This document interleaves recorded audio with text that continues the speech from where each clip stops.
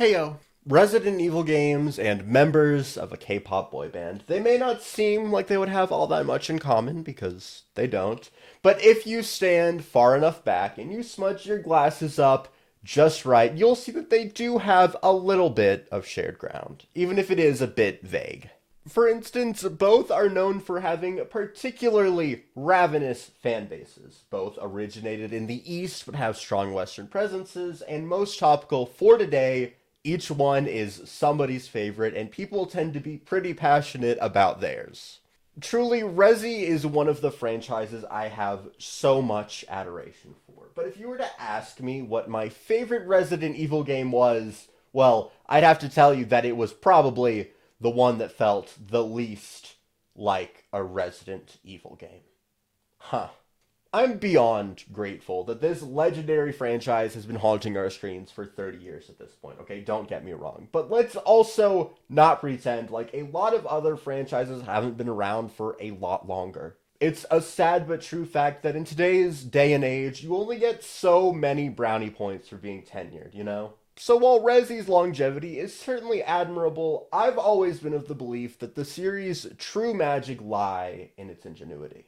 Sweat and ingenuity. All of these games just feel so unique, and yet for a series with no consistent tone, Resident Evil 7 still manages to stand apart as its own entity entirely. What was initially promised to fans as a return to the series' roots after the more grandiose adventures of 5 and 6, what gamers would end up getting was something entirely different, and I mean that in the best way possible. So today, I don't just want to sit here and tell you all why Resi 7 is my own survival horror GOAT, though I'm sure that point will get across anyway. What I really want to do is take my time and dissect this glorious abomination, bringing its deepest secrets to light. Because even in a franchise of different feeling games, Resi 7 probably makes the most changes, and it's not even remotely close. And while this game is one of the best-selling entries in the franchise, I still think that it's underrated. So much so that I think a lot of the series' current resurgence can actually be tracked all the way back to 2017.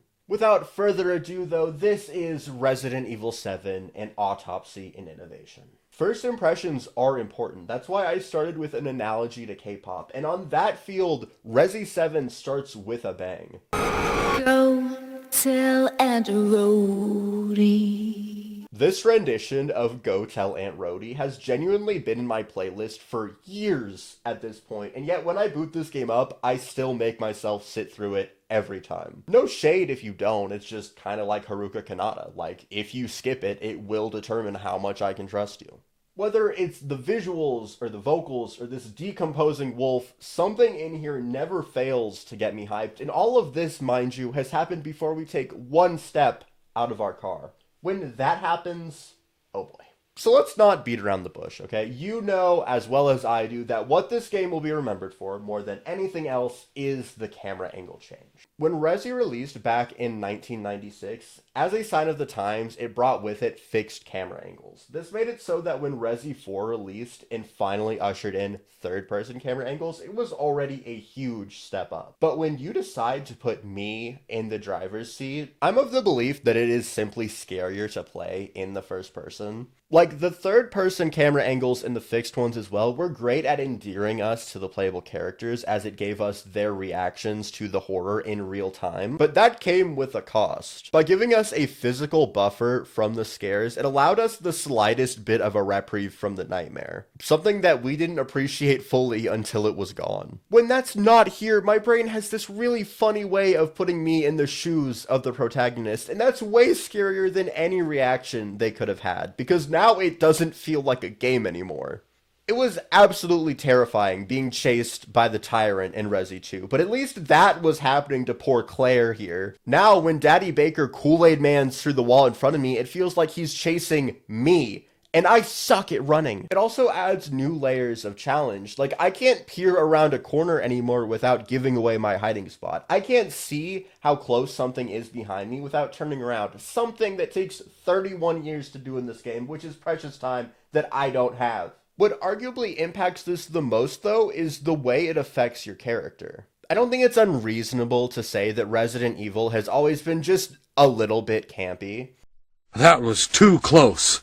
You were almost a Jill sandwich. And while it's certainly an endearing trait of the series, I would be lying if I said it didn't sometimes take you a bit out of the scares. So much of this had to do with the characters. Not only were they quippy, yes, but they were also competent. Jill is stars, Leon's a cop, Billy was a criminal. Really, the only character who didn't seem to have some sort of training was Claire, and even then, it was alarming how quick she picked up on all of this.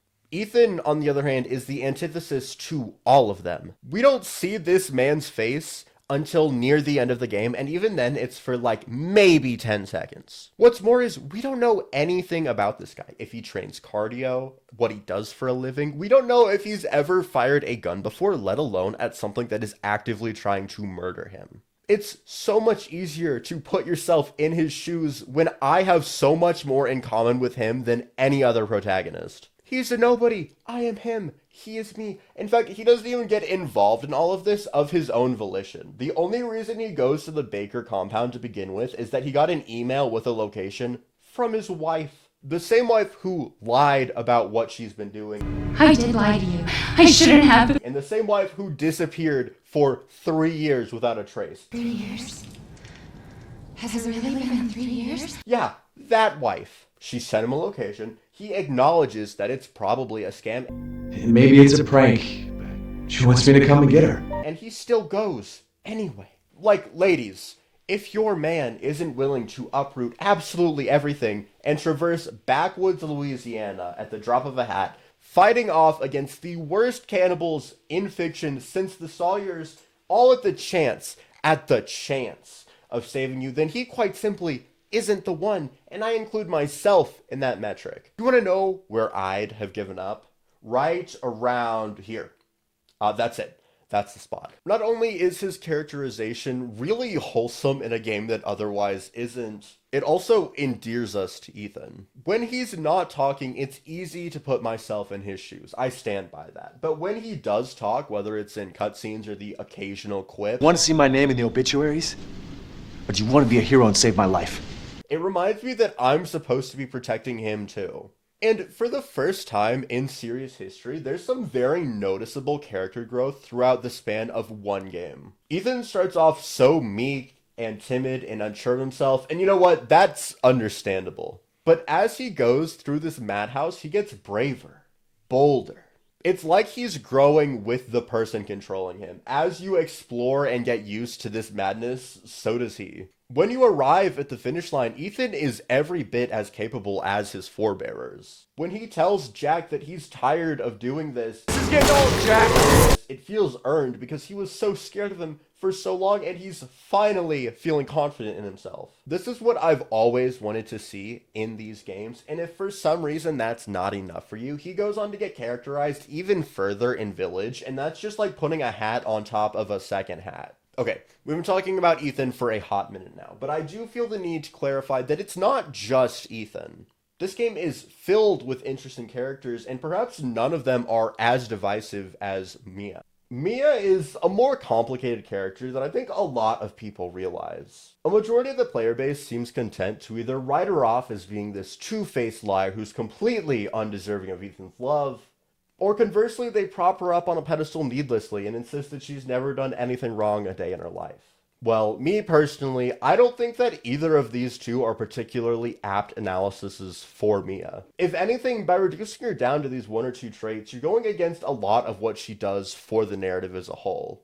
Let's get the elephant out of the room first. She was working directly for Umbrella, and in the world of Resident Evil, that is maybe the worst thing you can do. She signed on as a babysitter to watch over this walking bioweapon named Evie, who just so happens to take the form of a little girl. By doing this, she was, in fact, actively lying to Ethan's face about what she was up to the entire time. But despite all of that, I don't think that she's a bad person. Not fully, anyways. For starters, it's pretty clear that she never intended Ethan to get hurt in any of this.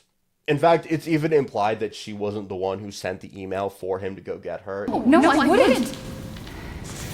Did I? But what's far more telling is the fact that when she sees him after 3 years, instead of being relieved that he's there to save her, she panics. Because immediately she recognizes that by him being there, he's now put himself in danger. When Evie takes over her body yet again and she's forced to attack him, you can tell that she's not too happy about it, going so far as to knock herself out when given the chance, just to avoid doing any more harm, even if it is a little bit late for that. Finally, later on, when she is given the chance to rescue Ethan like he saved her, she doesn't hesitate. Even taking on Evie alone by herself just to buy Ethan some more time to get away, which really just goes on to show that their love isn't a one-way street. Next up, though, is the Bakers. As they serve as the game's primary antagonists, they're pretty intrinsically linked to why I love it so much. They aren't mindless killing machines like the Tyrant or the Nemesis, and they aren't rogue military men like Krauser or Wesker. They're something entirely new and somehow more terrifying. They are a nuclear family. They each have their own roles, their own personalities. They aren't revolutionarily written, but then again, they didn't need to be. Jack is the family man who quotes pop culture. Marguerite is the doting mother who, oops, is also infested with bugs. And Lucas, well, Lucas is a problem child. Right after that fight with Mia near the beginning of the game, the player is knocked out by Jack Baker and forced to dine with these nutcases. It's such an effective scene at building these people up to be threats because it introduces us to their human side first. The fact that they're cognitive enough to do something as domestic as gather around the dining table and eat as a family isn't just scary, it's also deeply uncomfortable. Like, there is something going on behind those eyes that really makes me squirm. And so, after being chased by them by the following 10 or so hours, imagine my surprise when I find out that these psychopaths were not in control the entire time. Yeah. So it turns out this whole game, they have also been infested with Evie. The entire game. Meaning they are just as much victims as you or Mia. They aren't dead. Or undead for that matter. They are fully alive. And what's even worse is they're conscious throughout all of it, just not in control. So they are forced to watch themselves take out unfathomable anger on people who they know don't deserve it. And you might be asking yourself, well, what did these poor people do to deserve such a terrible fate? Well, I am glad that you asked. Remember how Mia was babysitting Evelyn? Well, they were on an oil tanker and somehow it ended up in the Louisiana Bayou. I don't know how that happens, just that it did. Jack, good guy that he is, saw 2 people covered in oil on death's door and decided not to let that happen to them. Little did he know that by doing this, he was sentencing his own family to a fate far worse than theirs would have been. It makes me feel, hesitant to break the Geneva Convention over them. It's a strange feeling, for sure, but it adds some much appreciated body horror to the series. There is one last character I need to mention here, though, and that is Zoe, the baker's daughter. To cut a long story short, she managed to evade Evelyn's infection, but by doing so, she wound up stranded in the compound. Then along comes Ethan, and it must have seemed like all of her prayers were answered. She rings him up and more or less asks him, "Do you want to form an alliance with me?" To which he happily agrees. And for the rest of the game, she is your woman in the chair, guiding you across the compound as you make a serum to cure yourself, Mia, and Zoe, so that all 3 of you can hopefully leave alive. It's a genius system, honestly. In horror games, it can be harder to find yourself scared when you have an NPC at your side, so by physically distancing Zoe, it strikes a great balance. When you hear that phone ring, you know that you have a minute to catch your breath, and you aren't in any immediate danger. But then you realize that whatever you're going to be asked to do next is probably going to be even scarier than what came before. By far my favorite thing about Zoe, though, even more so than the fact you can find her bra in the RV and Ethan is infatuated with it, is the relationship she has with her family. We see from a DLC we'll talk more about later on that even before this outbreak, her relationship was muddied, to say the least. But despite that, she still clearly has a lot of love for them, as evidenced by the fact that she still has a picture of them in her RV. But at the same time, while she doesn't want anything bad to happen to them, she is okay if Ethan has to kill them. Just so that someone, and I mean anyone at this point, can get out of this madhouse alive. The game even gives us a pretty significant choice to make regarding Zoe later on. where after we've made the 2 serums, we're attacked by Jack Baker a final time, where he finally reveals his true ugly colors. In order to put him down once and for all, we're forced to use one of our injections, leaving us with just one.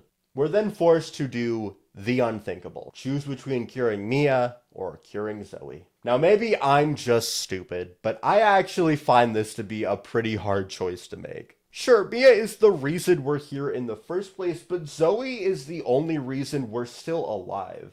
In the end, we save Mia, and that's very much the canon choice since Ethan is as loyal as they come, but the result is still devastating. Zoe's reaction to not being chosen is downright heartbreaking. I'll send help. Don't bother. There won't be anyone left to help! I have no choice but to view the End of Zoe DLC, which we'll talk about later, as canon. It is all my little heart can manage. Technically, you can save Zoe, but besides a couple of cutscene differences and a trophy you unlock for getting the B ending, nothing different really happens. And sure, that can be a bit disappointing, but a lot like a Telltale game, I don't think it's the impact of your choice that matters. Rather, the weight you feel from having been made to make a choice that still hits hard on your 6th playthrough. And for the record, I've got to say, I never expected a character analysis in a Resident Evil retrospective to take so long, but here we are. It really is a testament to how important they are to the overall experience. But even this game's biggest hype man, me, has to admit that the characters, the story, even the camera angle, none of that matters if the game isn't fun to play. So how is it? Well, to be honest, it is a mixed bag. That's right. You heard me. While I adore this game, and I stand by it being the best in the series, I will be the first one to call out some of its faults. And believe me, it has plenty. Let's start with something not controversial though. The boss fights here are plentiful and, more importantly, fun. The Bakers themselves have quite a few that range from Daddy taking me for a ride, scissoring with chainsaws, to even shooting Marguerite in the... Yep, there's a lot of fights, a lot of fun fights, but not all of them are created equal.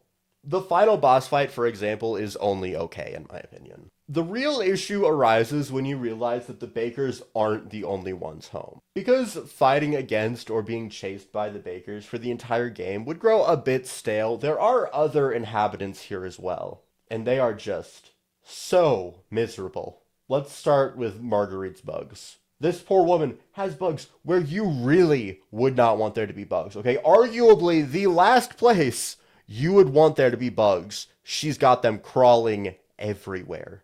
And yeah, they're gross. They make my skin crawl, a little shiver go down my back. But am I really meant to buy these as threats? Like, imagine Ethan going through all of this and then a giant insect is what kills him.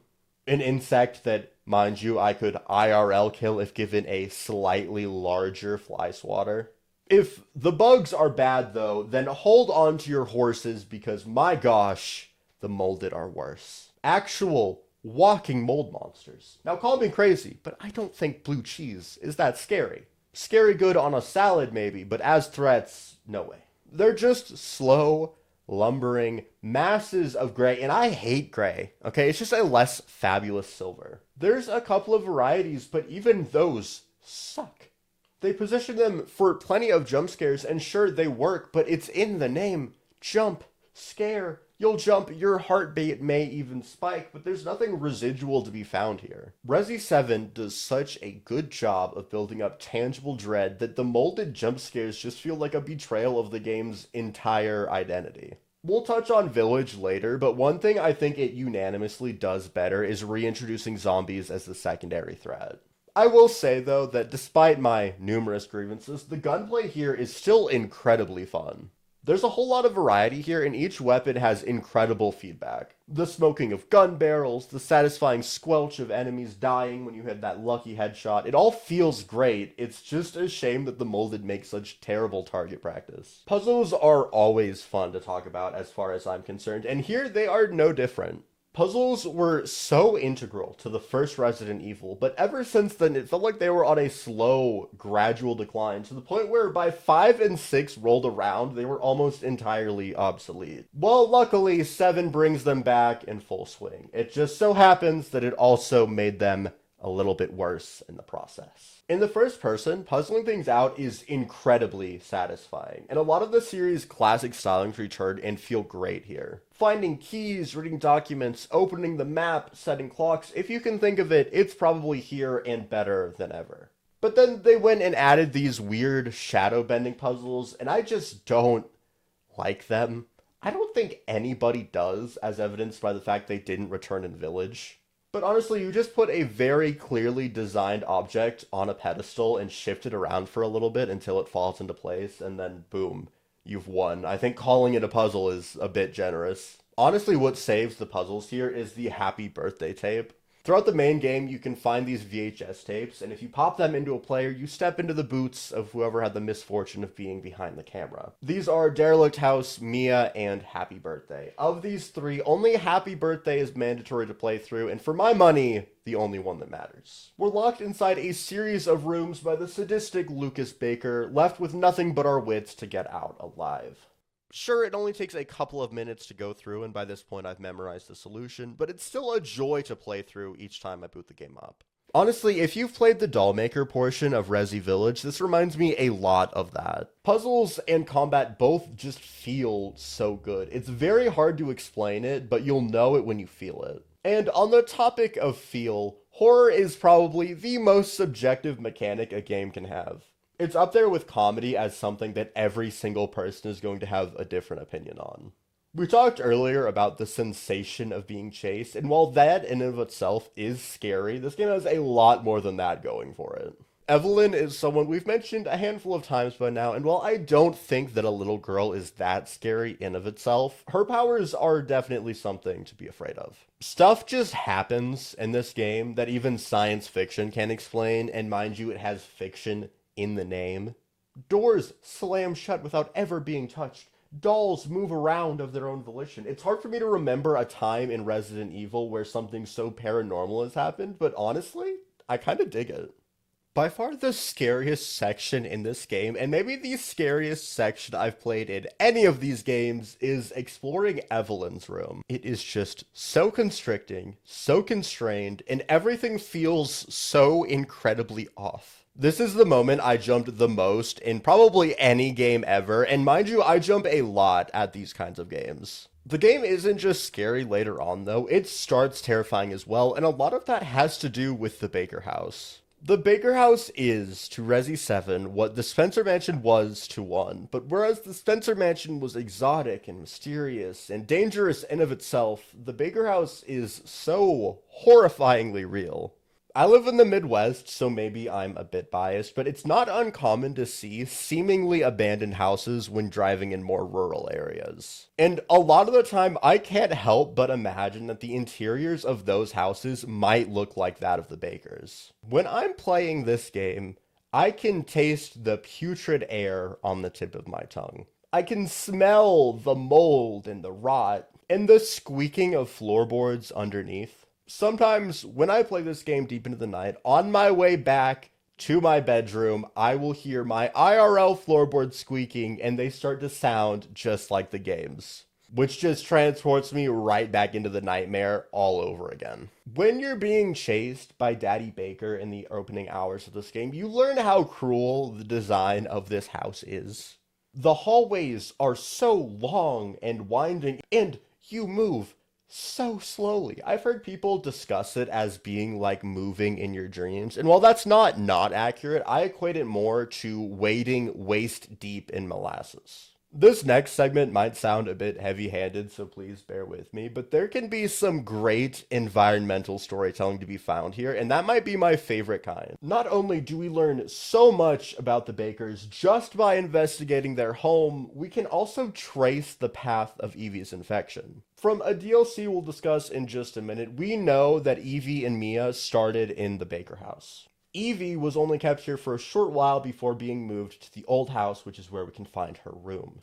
The buildings themselves corroborate this story though. Look at these two houses back to back. Sure, they're both covered in mold and rot, but if you look close enough, you'll see that the Baker house isn't really missing anything. It probably smells awful, and I'd be a bit nervous a baseboard might give out, but the house itself is still there. The bones of the house are solid. The old house, on the other hand, is missing long sections entirely. The first floor is almost entirely decayed away. And the same thing can be said for those who preside over the homes. Jack the Baker House and Marguerite the Old. While Jack is more of a central antagonist to the game, he seems to be less infected than his wife. He retains more of his human personality, for example, as evidenced by his quoting of the Evil Dead. Marguerite, on the flip side, is composed almost entirely of bugs. Not only are the homes evocative of Evie's corruption, but the Bakers themselves are too. And if you think about it, it makes sense. Evelyn was designed to look like a little girl. It stands to reason that she would be more attached to her mother than her father. Finally, we know that Evie spent a significant amount of time in that oil tanker, which explains why it's absolutely crawling with molded and why the thing itself looks on the verge of capsizing. That's the last primary talking point I have about the main game, but there are some miscellaneous things I wanted to mention here. As I said earlier, I've played through this game a lot of times, to the point where I think it's actually the game I've beaten start to finish the most. But despite that, every time I boot it up, it feels like this old dog shows me something I've never seen before just to prove itself to me all over again. For example, at the beginning of the game when Mia saws our hand off, we can pick it back up and keep it in our inventory. Granted, it doesn't do anything, but apparently it's still warm. And did you know that right after dinner, when you have to escape through this hatch here, if you get caught by Jack before doing so, a special interaction takes place.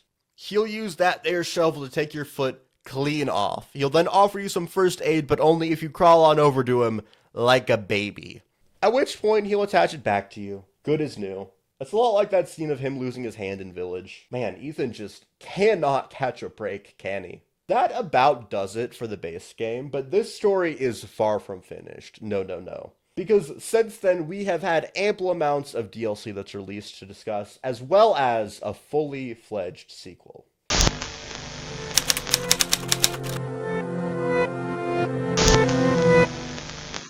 The DLC offerings come about in 3 flavors this time around, okay? We've got the good, the bad, and the ugly. Not a Hero is a free post-launch DLC that released just a couple of months after Resi 7 came out.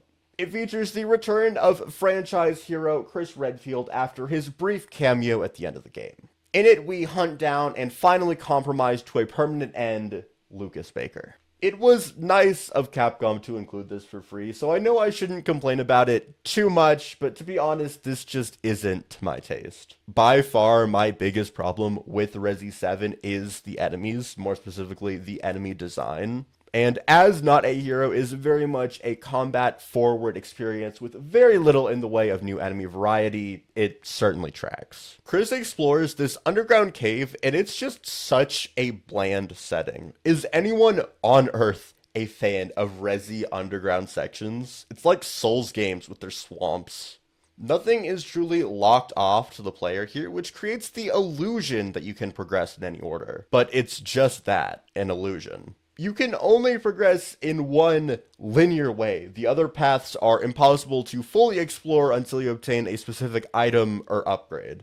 It doesn't tell you which order to do though, so for the hour and a half or so it took for me to beat this expansion, an hour of it was me fumbling around in the dark. The boss fight at the end is also not particularly interesting to me. It's not bad, but I much preferred fights with Jack or Marguerite. 5 out of 10.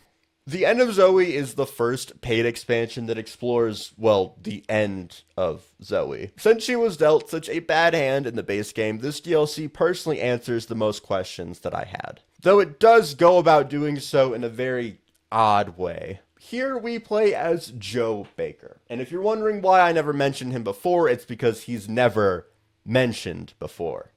Or alluded to.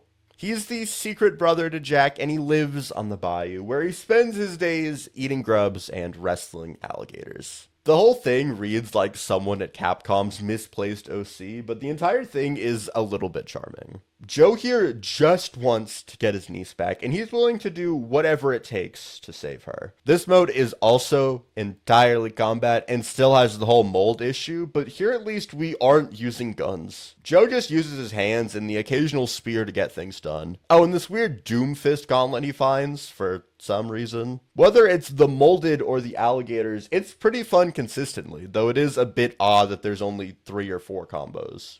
The big bad is what takes me out a bit though, as this mysterious swamp man is revealed to be none other than Jack Baker, even though he definitely died like 3 nukes ago. Which is fitting because the entire thing is essentially just fan service, the musical. In the finale, brothers duke it out and Joe makes it to his niece in the nick of time. And finally, Zoe gets the happy ending that she so deserved. Wait, I have no idea if this is canon or not. I mean, we never hear from Zoe or Joe after this, so maybe it's just a silly filler. Either way, though, it's pretty fun. And Ethan calling Zoe at the end, genuinely heartwarming. You didn't forget about me. I told you I'd send help, and I always keep my promises. 7 out of 10.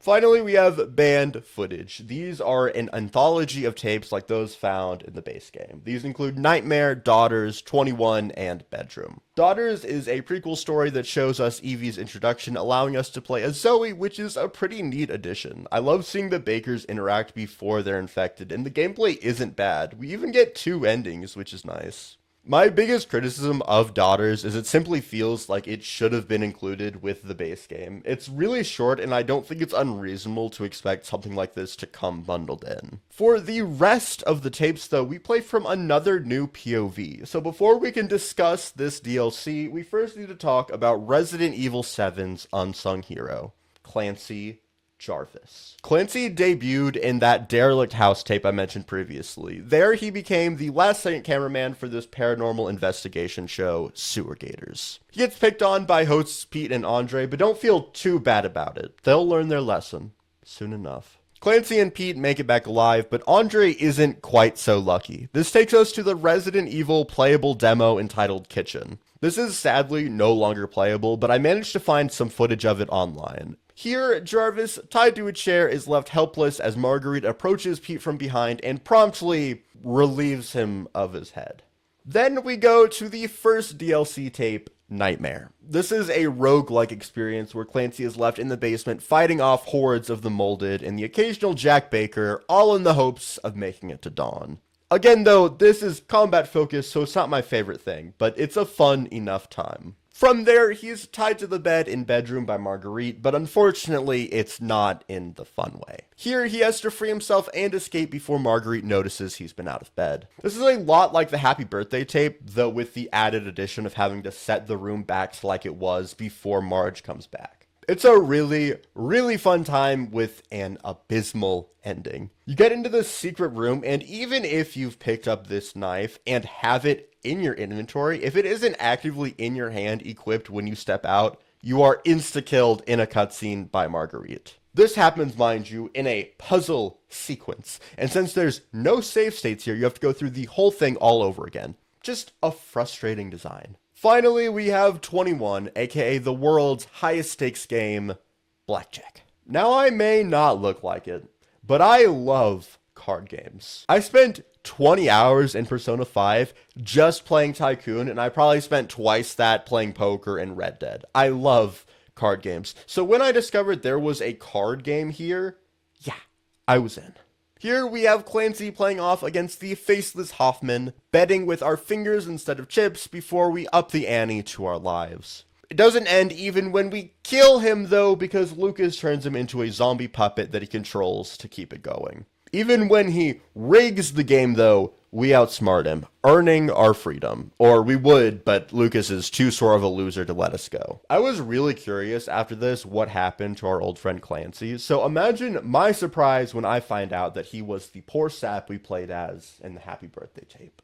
The one who was burned alive by a rigged game. Clancy was as much as a fighter as Ethan, maybe more so even. He fought hard against Jack, he resisted Marguerite, he outsmarted Lucas, but none of that meant anything when he got caught in an unfair game. And much like victims of an Amanda Young saw trap, his fate was sealed.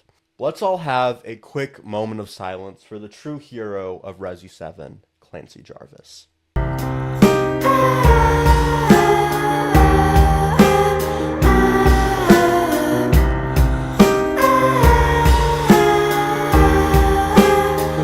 Okay, moment over. I would probably say the following for the DLCs. Not a Hero is my least favorite, but free, so it's worth playing. End of Zoe is great if you want something different and gives a more hopeful ending to the package, and Banned Footage is probably the most enjoyable, though it likely offers the least amount of content. My favorite part of this package was, unsurprisingly, 21, even if it is just Blackjack, a game I can play online for free.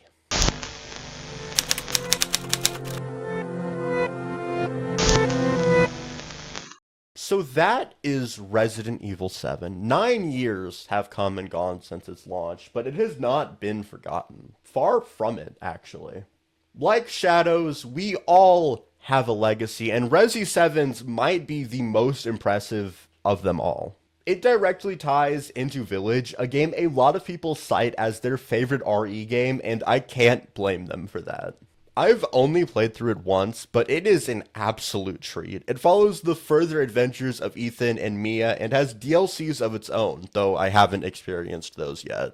Honestly, we may cover Resident Evil Village sometime in the future of this channel, but for now, all we need to know is that without 7, there would be no Village. And that's true of a lot of the series in recent memory. Resident Evil 6, while commercially successful, received probably the harshest critical reception of any mainline entry.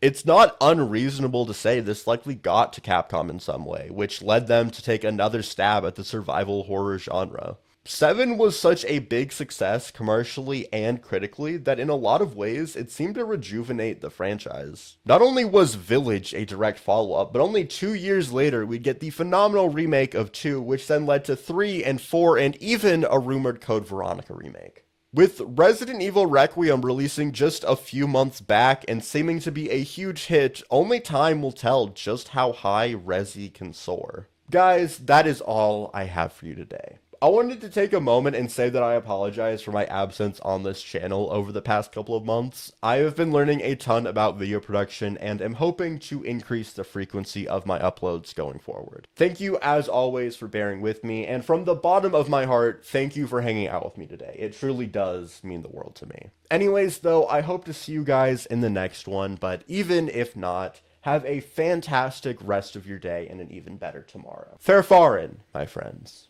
Fair farin'. Love the way the sun hits your face, wind blowing through your hair, snow shining around your waist. How you make me wanna leave, but you begging me to stay. Don't you know I gotta go? Why you getting in the way?